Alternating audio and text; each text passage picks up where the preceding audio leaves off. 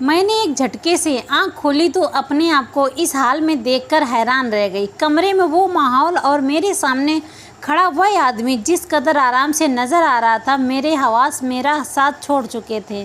फिर मैंने एक सवाल किया, उसने मुझे हैरान कर डाला। जो वह मेरे साथ जो करना चाहता था, मैं उसको वह सब करने की इजाज़त नहीं दे सकती थी, पर मैं उसको रोक भी नहीं सकती थी। मैंने देखा मेरे दोनों हाथ और पांव बंधे हुए थे। मैंने उसको देखा और कहा कि मुझे जाने दो, पर वह रहम के मूड में नहीं लग रहा था।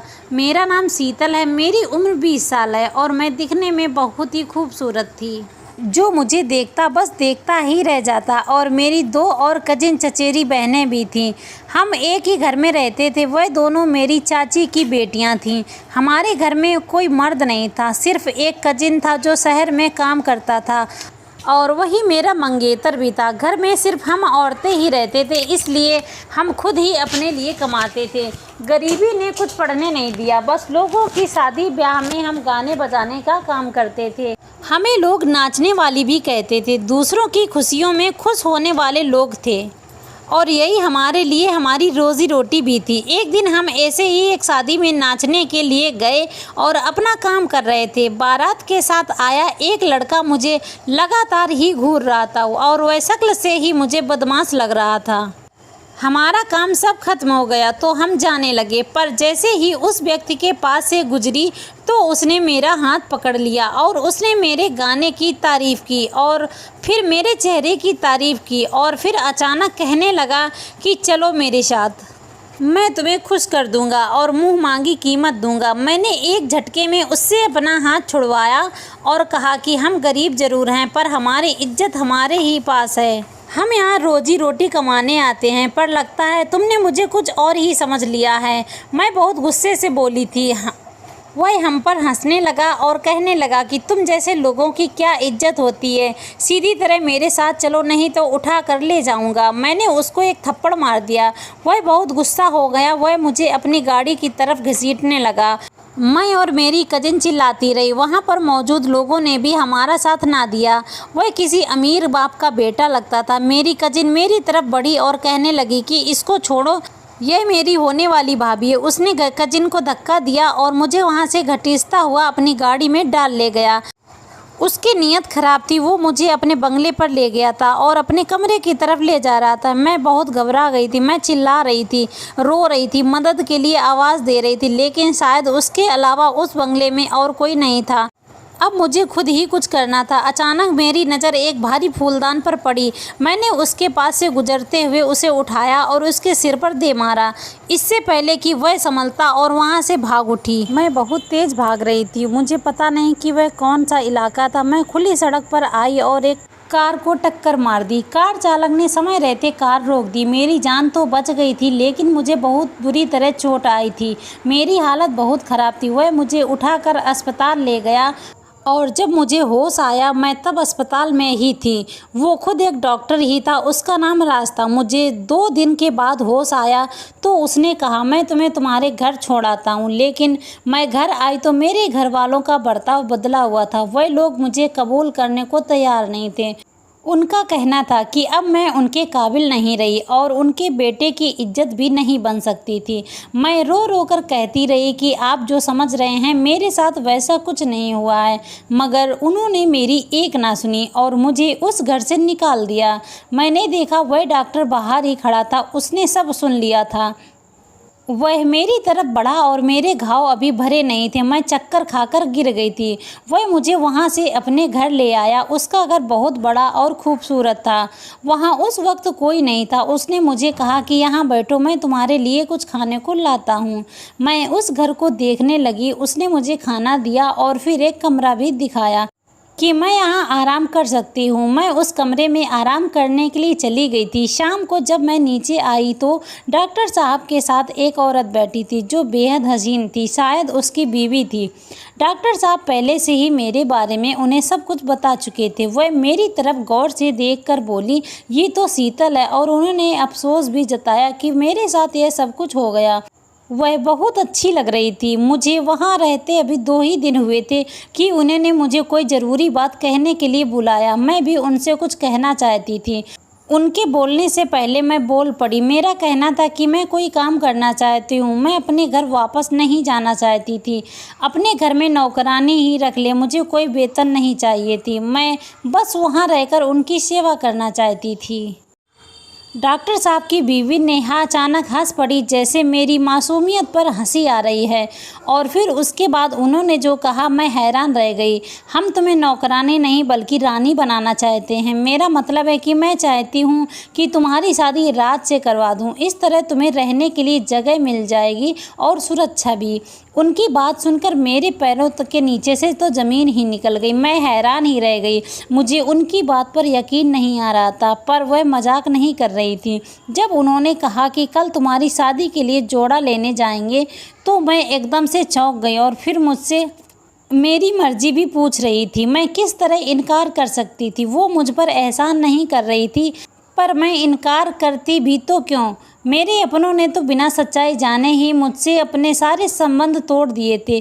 उनसे तो ये गैर ही अच्छे थे जो मेरे लिए इतना सब कर रहे थे। मैं बहुत खुश थी। 1 हफ्ते के अंदर ही मेरी शादी राज से हो गई। अब मैं और नेहा दोनों ही उसकी बीवियां थे और हम तीनों बहुत खुश थे। एक रात मेरी आंख शोर पर खुली। मैं नीचे आई तो सामने का मंजर देखकर हैरान ही रह गई। नेहा बेहोश पड़ी थी और राज उनको होश में लाने के लिए कोशिश कर रहे थे। मेरे पूछने पर उन्होंने बताया कि पैर फिसलने से बेहोश हो गई है। उनकी हालत बहुत बुरी थी। उन्हें एम्बुलेंस में डाला और अस्पताल ले गए और मुझे साथ जाने से मना कर दिया। मैं काफ़ी देर परेशान रही।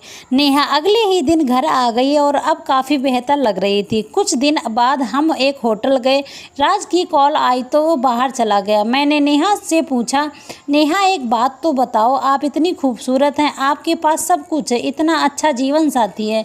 मैंने देखा था वह कैसे आपके लिए परेशान हो रहे थे, फिर आपने कैसे इतनी आसानी से उनको मेरे साथ बांट लिया। क्या औलाद का कोई मसला है? मैंने बहुत सावधानी से यह सवाल किया था। वो 2 पल के लिए सोच में पड़ गई, फिर बोली, नहीं नहीं, ऐसी कोई दिक्कत नहीं है। बस मैं ऐसे ही सोचती हूँ कि इस समाज में लड़कियों पर अत्याचार बढ़ते ही जा रहे हैं। अगर उस रात मैं तुम्हें शरण नहीं देती तो तुम कहाँ जाती? अगर मैं तुम्हारी शादी राज से नहीं करवाती तो फिर तुम्हारा क्या होता? मैंने तुम्हारी शादी राज से इसलिए करवाई ताकि तुम्हारा घर बस जाए और तुम्हें सुरक्षा मिल जाए, और तुम्हें भी तो पनाह की ज़रूरत थी। नेहा ने बहुत प्यार से समझाया था। मेरे दिल में उनकी इज्जत और भी बढ़ गई थी, मगर मैं हैरान थी कि आजकल की दुनिया में भी ऐसे लोग बसते हैं। मैं एक दिन किचन में खाना बना रही थी, मेरी उंगली कट गई और खून निकलने लगा। घाव ज़्यादा गहरा था, खून नहीं रुक रहा था। नेहा ने यह मंजर देखा तो वह बिखर सी गई। कितनी बार कहा कि किचन का काम मत किया करो, तुम इस घर की नौकरानी नहीं हो, पर तुम्हें तो जैसे काम की करने की बीमारी है। देखो कितना खून निकल रहा है, जानती हो खून कितना कीमती है, पर तुम्हारी मोटी अकल में यह बात आए भी तो कैसे? नेहा बहुत फिक्र कर रही थी कि मुझे बुरी तरह डांटने लगी। उसी समय वो मुझे अस्पताल ले गई। राज भी बहुत परेशान हो गया था। मैं रात भर यही सोचती रही कि इन दोनों ने मेरी इतनी फिक्र क्यों है, मेरे लिए इतना सब कुछ क्यों कर रहे हैं। कहीं इनको मुझसे कोई मतलब तो नहीं?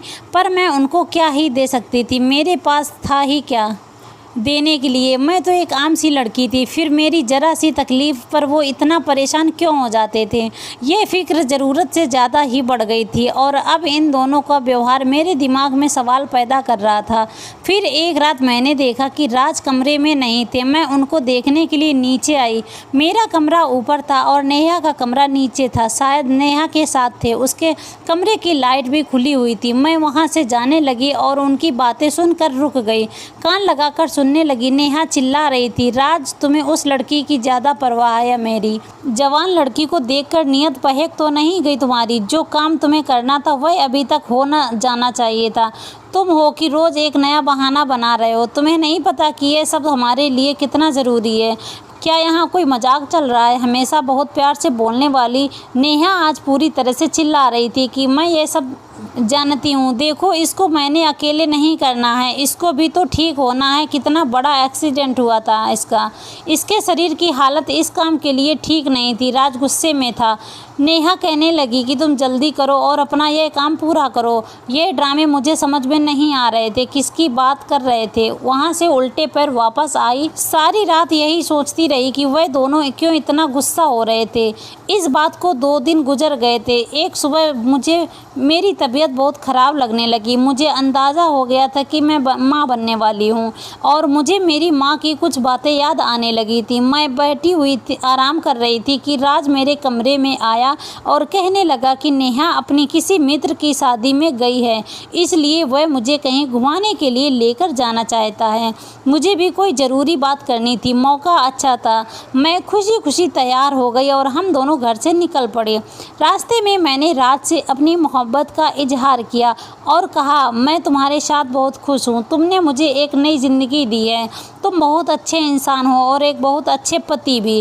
राज ने मेरी बात का जवाब नहीं दिया। वह कुछ परेशान था। वो मेरे साथ लिए एक जूस का गिलास लाया जो हमने समंदर के किनारे बैठकर पिया।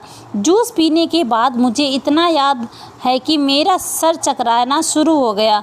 उस दिन मेरे पति राज ने 24 घंटे तक ऐसा काम किया कि मैं अस्पताल पहुंच गई। मैंने एक झटके से आंखें खोली तो अपने आप को इस हालत में देखकर हैरान रह गई। वह अस्पताल का कमरा था। मुझे अस्पताल के कपड़े पहनाए गए थे और मुझे कोई मशीनों से जोड़कर रखा गया था। वह कमरा, वह माहौल और मेरे सामने खड़ा राज इस कदर आराम से नज़र आ रहा था। मेरे होश उड़ गए थे। मुझे समझ नहीं आ रहा था कि मैं वहाँ क्यों, और वो भी इस हाल में। फिर मैंने एक सवाल किया और उसके जवाब ने मुझे हैरान कर डाला। मैं यहाँ क्यों हूँ? क्या कर रहे हो? तो राज ने कहा कि तुम्हारा एक ज़रूरी ऑपरेशन होने वाला है। राज ने इतना कहा और अपने काम में व्यस्त हो गया। वह कोई औजार साफ कर रहा था। मैंने उससे पूछा कि कैसा ऑपरेशन? मैं चिल्लाने लगी क्योंकि मैं बहुत डर गई थी। तो राज ने कहा कि मैं तुम्हारे दिल की ऑपरेशन करना चाहता हूँ। मेरे साथ लेटी मरीज के चेहरे से जब पर्दा हटाया तो मेरे कदमों तले ज़मीन ही निकल गई। कोई और नहीं बल्कि वो नेहा थी। मेरी सांसें तेज हो गई थी। मशीन की आवाज़ तेज होने लगी। जो वो मेरे साथ करना चाहता था मैं उसे उसकी अनुमति नहीं दे सकती थी, पर उसे रोक भी नहीं सकती थी। मैंने देखा कि मेरे दोनों हाथ और पाँव उसने बंधे हुए थे। मैंने उसको कहा कि मुझे जाने दो, लेकिन वह रहम के मूड में नहीं लग रहा था। मैं बहुत घबरा गई। राज यह देखकर परेशान होने लगा कि मेरा ब्लड प्रेशर बहुत तेज़ी से बढ़ रहा था और शायद यह अच्छा नहीं था। वह मुझे रिलैक्स करने को कहने लगा। मैं ज़ोर से चिल्लाई कि मेरे साथ क्या होने वाला है। राज ने मुझे सब बताने का वादा किया और कहा कि देखो, मेरी बीवी बहुत बीमार है। अगर जल्दी उसका दिल नहीं बदला गया तो वह मर जाएगी। उसके लिए दिल खरीदने की मेरी औकात नहीं, और अगर दिल मिल भी जाता तो भी मुझे किसी ऐसे इंसान के दिल और खून की ज़रूरत थी जिसका ब्लड ग्रुप O पॉजिटिव हो, जो करोड़ों में से किसी एक का होता हो। मैं तो उम्मीद हार बैठा था, पर जब मेरी कार से तुम टकराए और तुम्हें अस्पताल ले गया, तुम्हारा टेस्ट करवाया, तो मैं हैरान रह गया। तुम्हारा ब्लड ग्रुप और नेहा का ब्लड ग्रुप एक ही था। फिर तुम्हें हासिल करने के लिए तुमसे शादी की और आज मैं तुम्हारा दिल और खून निकालकर अपनी बीवी में डालने वाला हूँ ताकि वो एक नई ज़िंदगी जी सके। मगर अफसोस यह है कि सब कुछ करने के बाद तुम जिंदा नहीं रह पाओगी। राज ने मुझे सारी बात बताई। मेरे कदमों के नीचे से ज़मीन ही निकल गई। ये लोग मुझे इस्तेमाल कर रहे थे। इतना बड़ा धोखा दिया मुझे। मेरी जान लेना चाहते थे, इसलिए इनका मेरे साथ वह बर्ताव, ये प्यार, सबके पीछे इनका अपना ही मतलब था। अब तो मैं उनके जाल में बुरी तरह से फंस चुकी थी। उस समय उनकी मीठी मीठी बातों में आ गई थी। मेरी हालत बहुत ख़राब होने लगी थी। मुझे डर लग रहा था। राज कहने लगा, मुझे माफ़ कर देना, मैं बहुत मजबूर हूँ। वह मुझे इंजेक्शन लगाने लगा, जिसके बाद वह ऑपरेशन शुरू कर सकता था। एकदम मैं चिल्लाई, राज, तुम लोगों ने मुझे धोखा दिया है। मैं तुम्हें माफ़ नहीं करूँगी और हमारी आने वाली औलाद भी। आज तुम एक नहीं 2 जाने लेने वाले हो। हम दोनों तुम्हें कभी माफ़ नहीं करेंगे। वह हैरान रह गया था। मैंने आंखें बंद कर ली और बेबसी से रोते हुए कहा था। मेरी आंख खुली तो मैं अपने कमरे में थी और बिल्कुल ठीक थी। कमरे का दरवाज़ा बाहर से बंद था, मगर उनके झगड़ने की आवाज़ मुझे यहाँ तक सुनाई दे रही थी। नेहा चिल्ला रही थी कि राज, तुम्हें इसके साथ यह सब नहीं करना चाहिए था। मैंने मना किया था कि तुम उससे दूर रहना, तुमने मुझे धोखा दिया। तो राज कहने लगा, देखो नेहा, जो भी हुआ उसे भूल जाओ। वह मेरे बच्चे की माँ बनने वाली है। अभी उसके साथ मैं ऐसा कुछ भी नहीं कर सकता जिससे मेरे बच्चे की जान चली जाए। नेहा, 7 माह की तो बात है, हम बच्चे को 2 महीने पहले ही डिलीवरी करवा लेंगे, फिर तो वैसे ही होगा जैसे हमने सोचा था। राज ने उसे तसल्ली दी। नेहा कहने लगी कि मेरे पास 7 महीने नहीं हैं, क्या तुम बच्चे के लिए मेरी जान खतरे में डाल सकते हो? राज, बच्चे हमारे भी हो सकते हैं। नहीं नेहा, तुम बच्चा पैदा नहीं कर सकती, तुम बांझ हो। मैंने ये बात तुम्हें नहीं बताई थी कि तुम और ज़्यादा परेशान हो जाओगी। उसके पास मेरी औलाद है, हमें 7 महीने का इंतज़ार करना ही होगा। राज ने अपना फैसला सुना दिया और वहाँ से चला गया। मैं सोचने लगी कि अब मेरे साथ क्या होगा। यह मुझसे मेरा बच्चा छीनकर मुझे मार डालेंगे। मैं बहुत डरी हुई थी। नेहा 7 महीने का इंतज़ार करना चाहती थी। उसने एक दिन रात से चोरी छुपे मुझे बेहोश किया और किसी दूसरे डॉक्टर को रिश्वत देकर मेरा ऑपरेशन करने को कहा। वह मुझे अस्पताल ले गई और ऑपरेशन शुरू हो गया। आखिरी वक्त पर जब राज वहां पहुंच गया, वहां डॉक्टर से हाथापाई होने के बाद राज ने मुझे तो बचा लिया, मगर नेहा का ऑपरेशन शुरू हो चुका था, इसलिए बीच में मसला होने की वजह से उसको बचा नहीं सका। वह मुझे वापस घर ले आया। नेहा के अंतिम संस्कार के बाद राज कई दिन तक बहुत उदास रहा। मैं उनसे अब और दूर जाना चाहती थी, पर मुझे जाने नहीं दे रहा था।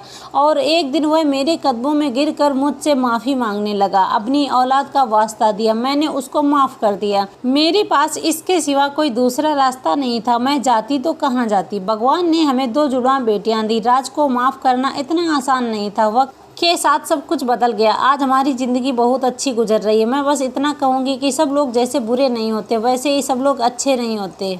लोगों को पहचानना सीखो, वरना आप भी मेरी तरह धोखा खा सकते हो। दोस्तों, उम्मीद करती हूँ आपको हमारी कहानी पसंद आई होगी। तो वीडियो को लाइक और चैनल को सब्सक्राइब करें और हाँ, नोटिफिकेशन बेल को ज़रूर दबाएं ताकि अगली अपडेट